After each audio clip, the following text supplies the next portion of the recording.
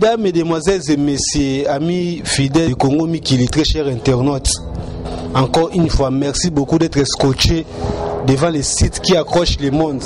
Parce qu'aujourd'hui, Congolais, surtout dans le Barakaka, nous sommes informés grâce à ces sites. Bandeko à Paris, Bandeko à Londres, Bandeko à Canada, Bandeko à Congo. Et ça dit, on a Congo Mikili, tout le monde a des informations toujours à la page où est tellement congolais. Alors, suite à votre demande, parce que vous avez beaucoup réclamé, Bobenga Kibiso a on a Cape Town, tout le Kilabino Mutumoko to Yambaka, parce que vous avez besoin d'intervenir, parce que vous avez besoin de connaissances. Yangwana, votre demande a été respectée. Les lots grâce à Congo Mikili, Bomona et Soussou, et Lungia Mutobo Lukaki.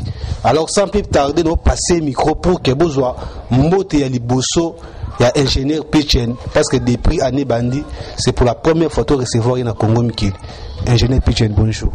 Bonjour Nono, je présente d'abord mes vœux le meilleur à toute la nation congolaise, à toute la diaspora congolaise, aux fils, aux enfants et filles du Congo, nous sommes répartis à travers le monde. La présenter va veiller bien pour la nation Nabiso, pour la vie Nabiso. Ok, je pense que on a beaucoup de meilleurs outils et pas ingénieur Pichen. Malgré tout, on a mois de février, mais compte tenu que c'est pour la première fois les cas d'émission Nabiso Congo Mikili Awa, il y a moins de possibilité de vue de meilleurs. Alors pour commencer avec la première question, vous posez ingénieur Pichen. Ingénieur Pichen, c'est une question. Quelle lecture faites-vous sur le processus électoral? Tout le monde qui avant l'élection de Nabiso, la campagne est partout. Et surtout, on a 4 à Cape Town. Campagne à Papa Etienne Tshisekedi au lobby qui ont moins mingi toujours quand on a 4 Congo Mikili. Alors les loba résultat et pesamité selon la tricherie au tout monde bisonyo surtout lecture ni nous ça pour le marambona news. Au moment d'un processus électoral, monsieur le journaliste Nono Atukwasa, processus électoral et ça l'est bien. C'est le rêve où il y a Papa Nabiso Etienne Tshisekedi, l'homme intègre, où Azali exemple Mounene Azabaoba pour Nabiso notre jeunesse congolaise. Tout soutenir qui papa wana quand nous les combattants tout le bas qui Kabila dégage de banagi ba marche, je crois que le papa était hospitalisé en Europe. Pour nous voyez parce que tout le monde qui ils a dit qu'à y tout évaluer qui n'a pas politicien tout le monde qui les seuls politiciens sur la politique idéal politique litnaye ezana éthique ezana intégrité ezana cause ezali papa Etienne Tshisekedi wa Mulumba. Dans l'option sur bana Congo ya libanda tout soutenir qui est nous avons soutenu le papa ezala la Bénérogie Nabiso, ezala na Mayele Nabiso. Campagne électorale ezala très positive, c'était une campagne comme le font tous les autres dirigeants du monde. Il a fait des élections, il a gagné des élections. L'opposition ezana ba résister ba prévenir sur y a gagné l'élection. L'église catholique ezana ba prévenir sur le cardinal, l'homme que je respecte. Et son éminence et cardinal Mosengo Passigna Laurent azana ba résultat, les centres carter a le résultat vérité batrichara na ngote. Alors il avait gagné aussi des élections. Je crois que prestation de cérémonie à Salaki yango na ndako oyo mususu kanambe akenda ko sala ngona kati ya Zamba. Il a dit une phrase que j'ai soutenu, a dit aujourd'hui est l'achèvement et le couronnement d'une lutte depuis de 30 ans de la démocratie et d'état de droit. Ça dit que c'est un homme, comme le Christ a dit sur la croix, tout est accompli. Il a accompli ses rêves. Le papa Etienne Tshisekedi, son excellence le président de la République, a dit Mutumoko ya état de droit, Mutumoko ya non-violence. Ça c'était sa cause, nous devons respecter. Mais non-violence, dans le monde des agriculteurs, Martin Luther King. Martin Luther King a dit I've got a dream, je fais un rêve. Au lelo 40 ans plus tard, Obama va réaliser un rêve. Mahatma Gandhi na Inde, on va dire qu'il a un rêve, il y a non-violence. Mais l'Inde est continué chiqué mondial, parmi les nations de développement. Non-violence, d'autres personnes qui ont marché dans la non-violence dans le monde, ils ont accompli des rêves. Alors nous ne pouvons pas faire défier Papa Wana un objectif naïe. Il a gagné des élections, mais le pouvoir au Congo, nous avons un tyran qui est au pouvoir. Mutumo Yagana Manduki, Ayaki Asalaki coup d'État, Aboumaki, Ayaki Naye, Laurent Kabila qui est congolais, lui n'est pas congolais, Kanama est fils de Kanambe. Alors c'est comme ça que Aye Koboto la pouvoir mais nous allons lui faire comprendre que les Congolais, plus de 60 millions d'habitants, le Congo c'est nous. Il va nous gérer ni sur le présent, ni sur l'avenir. Donc, le pouvoir doit revenir à Papa Etienne Tshisekedi. Mais le processus non-violence où il y a eu de paix, n'a Papa Etienne Baponi, son excellence le président de la République. Les alliés, dans le processus, il y a une marche, dans le processus, il y a une réclamation, un dialogue. Et c'est un dialogue. La non-violence est un processus qui est long. Ça demande beaucoup de temps aussi, beaucoup d'énergie et beaucoup de sacrifices. Des fois, il y a une marche, mais c'est un processus qui donne des résultats probants. Parce que ceux qui veulent pouvoir net la manduki pour salir on a makasi pour ça net pour s'imposer pour lâcher le pouvoir ça devient difficile. C'est comme ça que le papa Étienne a choisi un peu que à une marche non violente, un processus qui peut s'avérer peut-être là on peut le voir que c'est lent, mais c'est un processus efficace parce que quand ça va s'avérer, ça va établir un état de droit au Congo comme dans d'autres nations et aux alayos au Koti, aux ali 5 ans à pouvoir au Longwe, au moment na kati mboka onono Mandela azoka pouvoir ataya système. Le système on a tué même Zuma Koti lelo ayebike le système on a il faut répondre en haut. Mbeki à Kotaki era sala qui est le même système là mis dehors. Donc tout ça a posé à papa Etienne Tshisekedi tant qu'il y a sur va jour sur la terre des vivants à côté système on a obligé sur bana Congo à venir à Congo tout l'année dans. Donc pour vous répondre des processus électoraux, ça a été un bilan comme cela est interprété. Bon, d'un côté, Seni, tu vois qui déjà en Goïmoulunda, côté on a un objectif. Goïmoulunda, c'est quelqu'un déjà en 2006, quand même a lancé qui pour désarmer la population congolaise. Parce que qui paraît que paix et réconciliation. On dit que qui va payer $100, on remettre des armes à feu. Va payer au vélo, on remettre des armes à feu. Quand on voulu déjà désarmer la population à l'avance. De toute façon, on doit préparer une dégaine à qu'on s'impose par les dictats, donc par la tyrannie, avant que le peuple va se défendre. Alors maintenant, son Excellence le président de la République a fait sa part. Il reste aussi, nous avons l'armée, ce qu'on appelle le statut de la République, l'impérium. Il faudra que les généraux officiers congolais soient dans Congo. Oba tanga ezala na kananga na efo, ezala na Tel Aviv na Israël, ezala wapi bazwaka ba formation na mbongo ya Congo, l'Égypte, ba meka ko lamuka ba s'assumer. Parce que même na Égypte, pour ba longola Mubarak wa zalaka wana, ce sont des officiers qui ont intervenu. Ezala même na Nigeria, il y avait un officier, un général qui a intervenu pour remettre la démocratie aux démocrates. Moi je crois qu'il est temps que Bison Soumana Congo ndenge to telemi, l'armée doit jouer aussi son rôle, parce que ça peut part des choses au sale. Mais pour le moment, l'Église catholique a préparé la marche dans la non-violence. L'Église catholique qui tient, ça c'était un appareil à ne pas négliger. Les Saint-Sièges, ça c'est l'État dans l'État. Le cardinal a pour rôle d'un président de la République. Parce que lettre à Monsieur Mosoke qui est dans bureau Obama, la lettre à Kaname qui est dans bureau Obama, je crois qu'elle est aussi considérée dans le côté. Vous comprenez? Alors, dans ce sens que Bango, parce que la processus n'a pas déjà amorcé, parce que Hollande l'Ango paye. Les 16 ils en marche et on aussi on va congolais nous marche les 16 va soutenir par la paralysie au Goya na Congo gouvernement on a parlement et ko sala te ba ko siéger si tu ne ko sala mawana et ça ba ministère ba ko sala te biso na libanda to ko zela ba ambassadeur au papa ko nommé gouvernement ko nommé ba ministre ko tinda ko ba faire ba on biso to ko soutenir. Donc c'est comme ça que pour appuyer la révolution congolaise, ça va réussir, le processus électoral au Congo. Voilà ce que je peux vous répondre, messieurs les journalistes. Ok, je pense que là vous venez de suivre la lecture selon l'ingénieur Pitchen et le processus électoral na biso. Guy Somba na niveau à Paris, au bec que notre Luka, ingénieur Pitchen, parce que vous en avez besoin de connaissances. Nous évoluons avec des questions. Alors, ingénieur Pitchen, de vous poser une deuxième question. Où en êtes-vous avec le plan B? Tout le monde qui, avant l'élection, vous voyez que notre monde après l'élection plan B qui banda. Alors beaucoup de gens se posent des questions. Beaucoup de gens basent comme Ituna, plan B ici et banda, plan B est en cours ou soit plan B et qui banda parce que idée ou on a fait image à plan B, bateau B ba ba sur les années. Vraiment la méthode ba Orlando à travers Congo mais qui est éclairci bango si makambo est du plan B. Pour vous répondre un peu par rapport à la question lobby à plan B, au moins nous avons observé le Congo au Vanille à Katia Cape Town, en Afrique du Sud. Il n'y a pas plus tard qu'avant-hier, ANCO, il y a Nelson Mandela, Walter Sisulu, Oliver Tambo, Steve Biko, auto-fêté centenaire. Bandaka participant à ANC en 1912. Donc, Louis Bota, na Malan, programme apartheid dans Bokoyo. Mon frère, c'est pour vous dire que ANC est la première partie avant Noiro, ça dit 100 ans d'existence. Le combat pour libérer son peuple, ce n'est pas le combat d'un jour, ce n'est pas le combat d'un mois, ce n'est pas le combat d'une année. C'est un combat de longue haleine.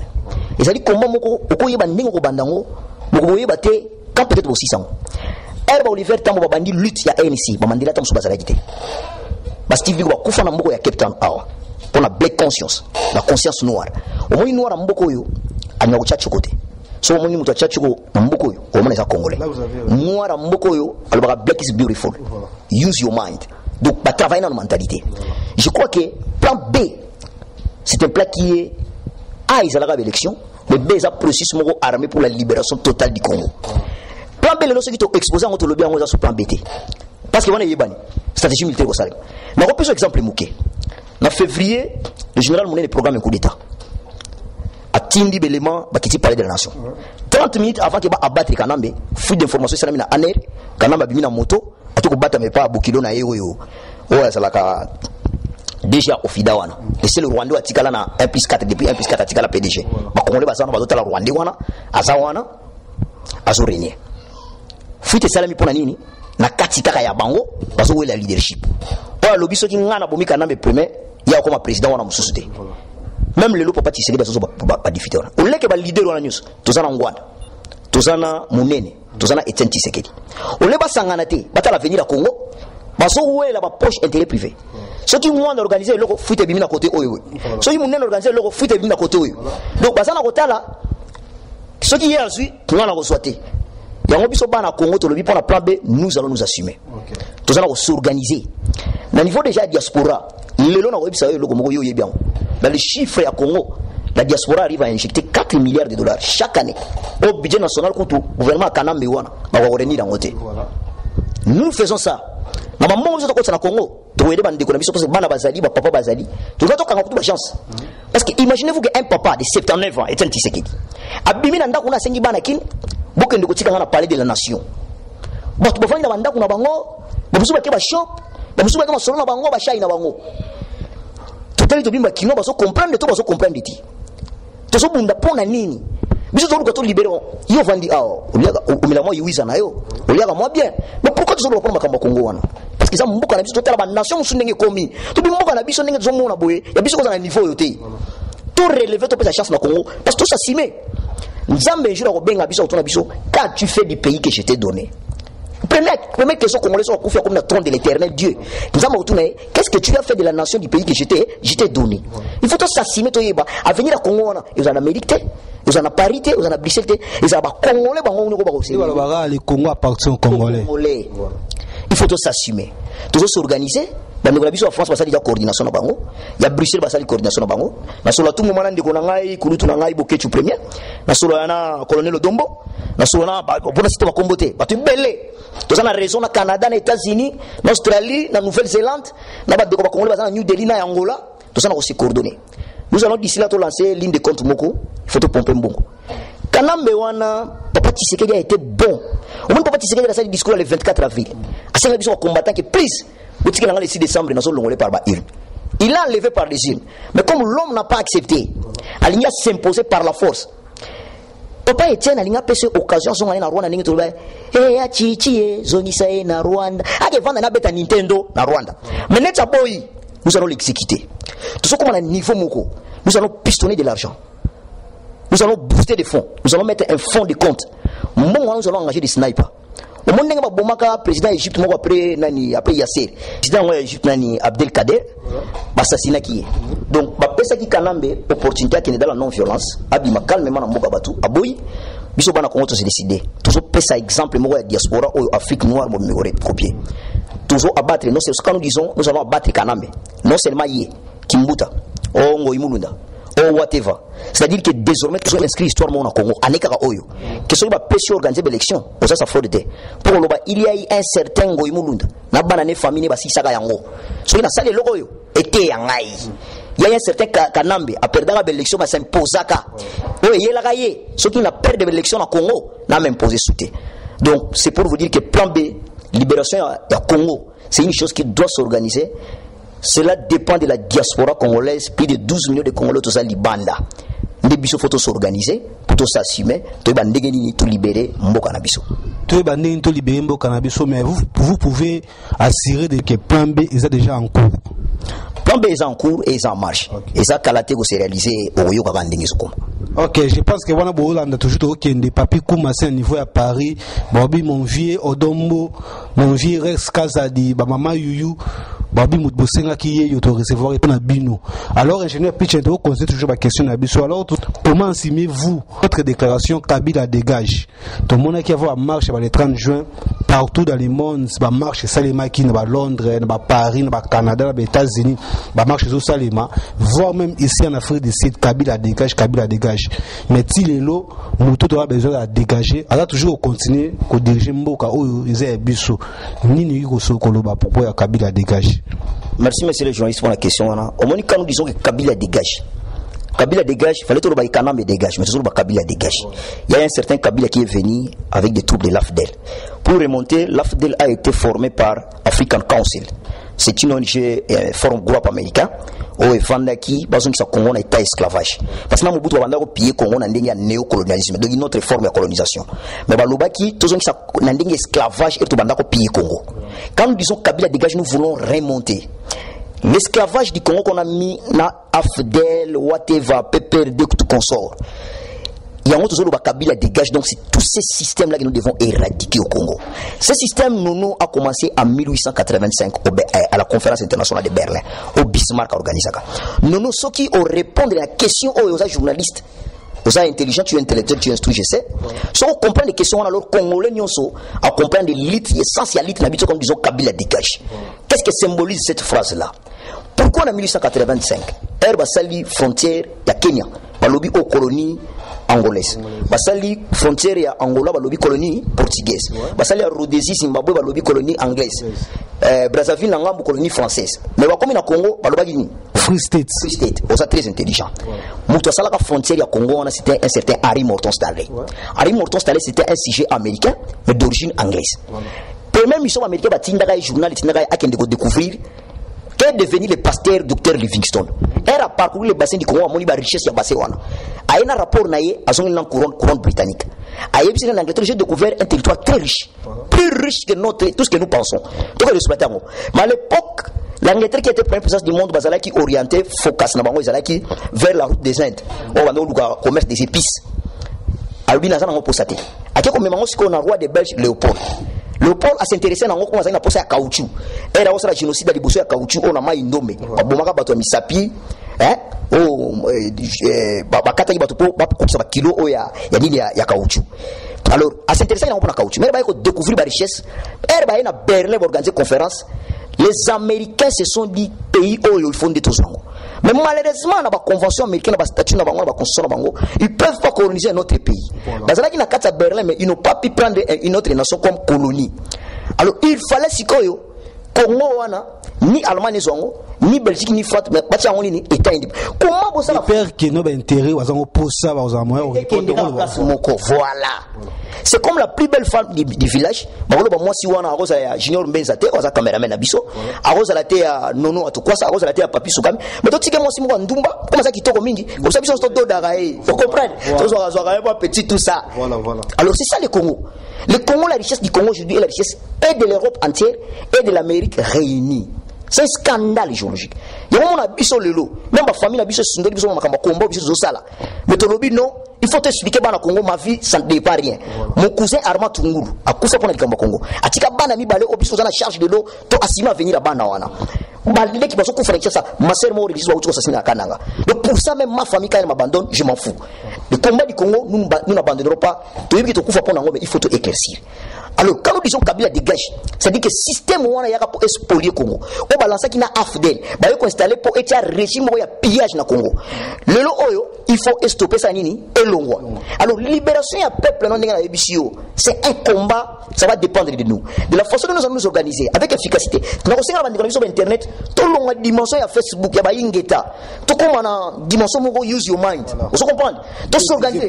On dit un ici dans Mbogo et Salaga MK, un côté où c'est Mandela na côté ba Mozambique ba salaka ba troupe ba formation armée ba banda ko sala ba bombe na ba fabrique na ba entreprise ba buru awa vous comprenez quand nous parlons d'une élite ya libération faut que soit contact na ba to sala masulu ba yiki to lali to la mugi bona tongo ba yiki o voiture ki mbuta exploser ki mbuta dai le ngona ba yiki no be chap mo boye ba bete masasi na inter le ngona ba yiki no ambassadeur ya Congo en Afrique du Sud ba barré et là on a son espèce de 2 3 4 cartes d'accord intel na Congo ba tombian ya diki o ki bom mo beti mais il faut parler du peuple vous comprenez photo comme na niveau wana on dit que ça en Nigérian on dit que Al-Qaïda photo comme na niveau wana il y a un message dans la c'est congolais à se prendre en charge pour s'assurer pour assurer à venir en Mboka na biso parce que destin Mboka na biso ba tiango comme nation à pillage ba ko imposer biso étranger le lo oyo wana webisa yo batuchi basana politique moko ba éradiquer est wana mobimba batuchi liboso bakota na migration de Banyarwanda en 1930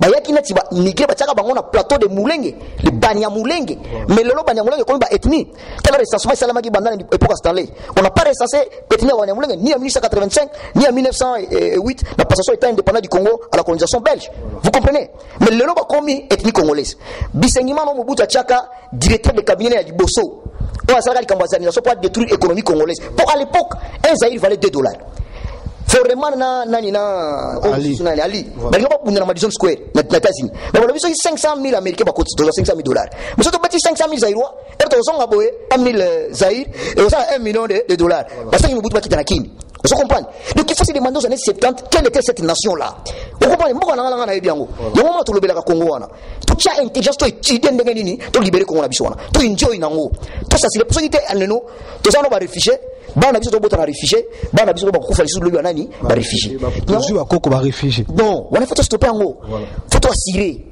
tout peut ça bana na biso chancer ça pour ça mon cher nous devons payer même le prix de notre sang parce que le prix du bonheur c'est le prix du sang il faut qu'on comme à niveau wana le lobby Bisengima no Mobutu Tchaka directeur de cabinet premier projet c'est la modernisation et cohésion économique congolaise a un double impact à cohésion économie ya Zaïre deuxièmement à renforcer bande connaît ba tout choba na est parce que les grands hommes d'affaires les puissants hommes d'affaires na Congo ba luba teza banande ils contrôlaient l'est Beni Lubero vous comprenez moi j'étais à la RVA na yuba aéroport to tongana bato na Beni Lubero ils sont forts financièrement fallait allons la force na bango financièrement pour renforcer bande ba tuchi bazoka ba bourse lelo na bad que la responsable la bad ceux qui donnent le Kaberuka Saint-Touch bazoka ba bourse à l'époque ya UNESCO ba tangi taki ba kotina biloko oni Bisengima na sala ngo dans 74 ils ont s'endormir les autres bi dans Ndombolo to sala boyeme et ça na bato na ko se préparer ndeni ba envahir Congo vous comprenez Bisengima na lelo mwana ne yona comme inspecteur de police bazana ko préparer pour la 2016 ndeni ba imposer donc il y a une minorité qu'on est en train de chercher à imposer ces gens sont venus avec des armes mon frère surtout quelqu'un ba non violence ba marche ba whatever ba sitting mon cher peine perdue c'est de la foutaise nous devons nous préparer Bible lobby celui qui tue par l'épée périra par l'épée faut to mettre dans zoto les têtes doivent tomber vous comprenez surtout comme le niveau alors Kabila dégage aux réalisations au moment où on a Rwandais et ça papa Laurent Kabila papa on a tout ça qui m'a cassé alors France Mogabi la guerre sera longue et populaire faisons nous comprendre en hauteur faisons ça prophétique yem ta yana bango yebi Congo on a 60 millions d'habitants il faut qu'on a un niveau monétaire armée suisse au moins suisse ça na armée te mazana armée tout citoyen si ça yebi ko beta manduka après 6 mois qu'il a recyclage ay bandeni ko manipuler ba armée asika ba armée point bimi très cher internaute Nasi Bolanda biso interview avec ingénieur Papi Pichen et ça la première partie je vous confirme que la suite ou soit la deuxième partie avec l'ingénieur Pichen tout le monde en semaine prochaine on va continuer toujours donc il faut qu'on comme à niveau moko tout armée congolais congolais ça la outiller pour défendre le Congo donc en moyenne dans mes statistiques il faut au moins 2 Congolais pour défendre 1 km². Parce que nous avons 2 345 000 km² pour 60 millions d'habitants. Donc si 2 Congolais doivent être suffisamment armés pour défendre les 2 km², alors là nous pouvons inscrire la prospérité du Congo. Parce que l'armée républicaine c'est une ossature de la nation. Quand on ne forme pas une armée à détruire l'armée d'un officier au Mobutu Tchaka, mais officier armé de l'air, on va défendre le Congo, on va zati. On va piller le loba boum. Ce qui va s'organiser dans est-ce qu'on peut défendre Monique qui bombarder Bango. Quelle est la mission de la MONUC au Congo pendant que MONUC est depuis 2002 il y a 8 millions de morts dans le Congo donc il faut tout s'assumer et que si on attend pas la diaspora to kutana to ça la convention moko boye et que senga ke to ça programme de développement Congo to préparer tant sur la Cape Town dans les prochains venir tout s'organiser to ben on monde entier to kutana OK ba ndeko to kutana a na conférence internationale ba diaspora ba combattant oyo ils a lancé a pas ingénieur Pichen ba lobby le Congo appartient aux Congolais on ne peut pas voir ou soit aujourd'hui on ne peut pas accepter pendant que bana ba konzi wana ba kolabo bazolia kitoko bazotanga kitoko bazo vivre bien oya biso ba ndeko ba souffrir alors to ikonzi melkambo na te ingénieur Pichen pour la première partie na biso bilani ni aujourd'hui ko pesa parce que en outre aussi là et comment vous voyez l'avenir du combat ici en Afrique du Sud? Bon, le bilan pour moi, je le vois d'une façon. Moi, je n'ai jamais été un négativiste. Voilà. J'ai un mental positif. Mettre Bob Marley à Lubaka, il faut avoir un mental positif. Voilà. Et même le Seigneur Jésus parle aussi de ça. Il dit celui qui n'a pas de foi, hein, sans foi, il faut vraiment avoir la foi. Hein? Donc, mon juste vivra par la foi. Si s'en détourne, l'âme de Dieu ne prendra pas plaisir à lui. Toi, positif. Alors, c'est pour te dire que les lois déjà sont combattant dans le temps, c'était il faut battre théâtre, les autres à Kin, Bachabana Batala, Maman Ndawatala. Mais le combat théâtre, on va se boucango, parce que tu vas combattant, moi quelque chose. Le lorsque tali mikilisa zaka mutu fa beta forme abeti tchatche basale nzembo ba yembele na de la forêt qui des concerts abi madanji mais ba concert to lobby fuck off vous comprenez forme to lobby foutek vous comprenez to comme le bana na biso bazona ba céder ba combattant pero ko yeba mboka ni ba papa ba utaki dikambozani ça c'est déjà quelque chose de très positif parce que le développement des peuples, la libération des peuples vient d'abord par l'éveil de la conscience. Les Congolais se rendent compte consciemment aujourd'hui que nous avons une nation qui est riche et que nous voulons le vivre au Canada, aux États-Unis, en Afrique du Sud, en Australie, alors que la mboka na biso mindele ne bazo pas s'enrichir. C'est déjà très positif. Déjà à partir de là on est ce qu'on appelle l'élite, il y a population, il y a diaspora, partout tous autres s'organiser pour tout capitaliser énergie ou en tout capitaliser en haut, ça c'est vraiment ma prière. Je demande à tous mes frères tout capitaliser en haut. Bilan dans ce sens-là positif. Déjà nous nous réunissons. C'est pour la première fois aujourd'hui qu'il y a on dirait une coordination mondiale. Tout ça na kati ya solidarité moko. Biso tout ba Congolais monte. To yoka na quand même to se réunir. To mettre un peu quoi forcer loko wana to encadrer en haut. De telle façon que lobby ndenga na zo bisayo. Nous allons éradiquer ba parti politique na Congo. Déjà ba 2016 ba nekoya et vous avez ba diaspora on est en Afrique du Sud.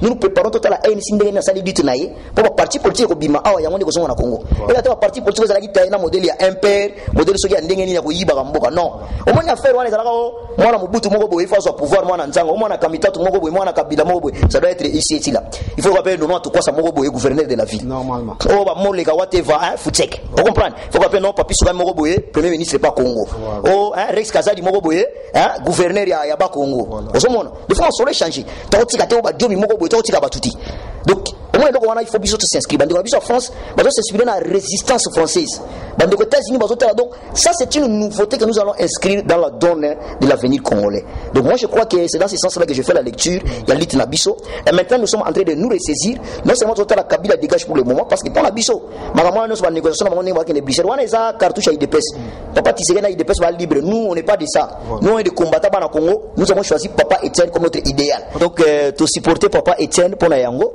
Alors mais nous avons aussi notre programme en tant que les enfants du Congo nous sommes en train de voir l'avenir de notre nation parce que les hommes passent mais la nation reste. Moi et toi nous mourrons mais le Congo nous devons donner une chance au Congo. Je vous remercie Nono ce qui t'a et mon ami parce que il y a beaucoup de académique qui n'a pas ça moi bongo na maele donc tout qui ça on a ça la transportation engineering donc il y a la technique de transport les infrastructures du transport l'ingénierie dans les infrastructures du transport na so prendre ndenge ni bazo sala banzela mbukoyo donc pour que boucher banzela Congo banzela na bango total ça va 50 ans il faut tout chama maele na Congo donc il y a trop de temps avec mes études mais ce qui est au Lukibiso toujours moi tant servir Congo to pesa ma lumière.